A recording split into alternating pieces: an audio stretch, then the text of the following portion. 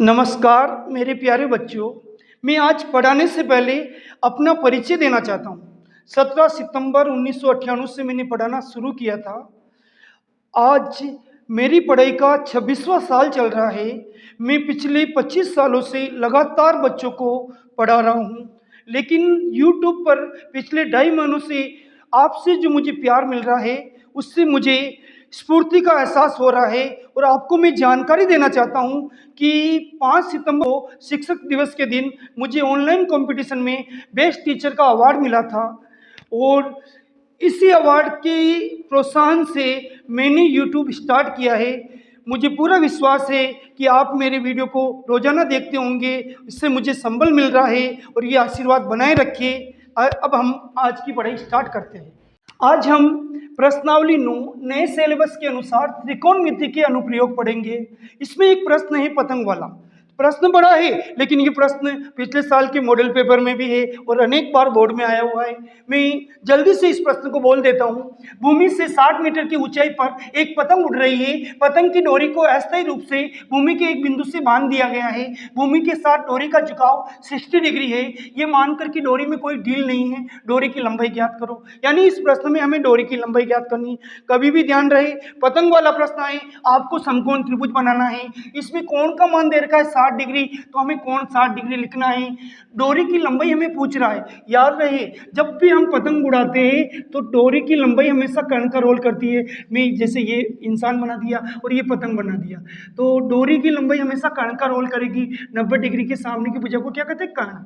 और जब भी गणित में कोई संख्या को मानते हैं तो हम जनरली x मानते हैं, तो हमने डोरी की लंबाई को x मीटर मान लिया।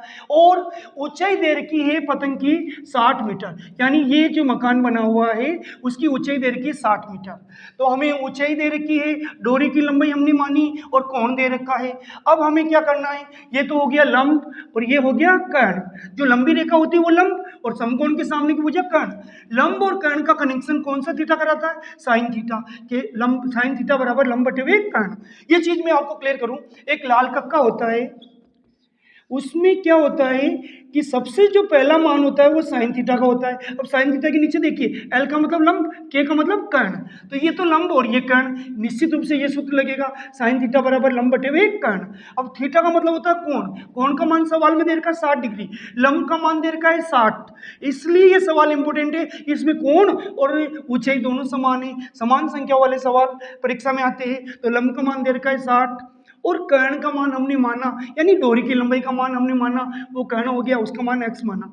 अब हम क्या करेंगे? सारणी हमने पहले ही सीख रखी है। साइन 60 का मान सारणी में देखेंगे, टेबल में देखेंगे त्रिकोणमिति की, तो वो मान होगा √3/2 और ये 60/x ऐसे ही। अब हम क्या करेंगे? वज्र गुणा करेंगे, क्रॉस मल्टीप्लाई करेंगे, कैंची गुणा करेंगे और अपनी बोलचाल की भाषा में कहते हैं वीडियो आया, क्या क्या लाया। तो देखिए √3 x की तरफ देख रहा है, x √3 की तरफ देख रहा है। वज्र गुणा करने पर दोनों पास पास आ जाएंगे। 2 60 की तरफ देख रहा है, 60 2 की तरफ देख रहा है, दोनों गुणा हो जाएंगे।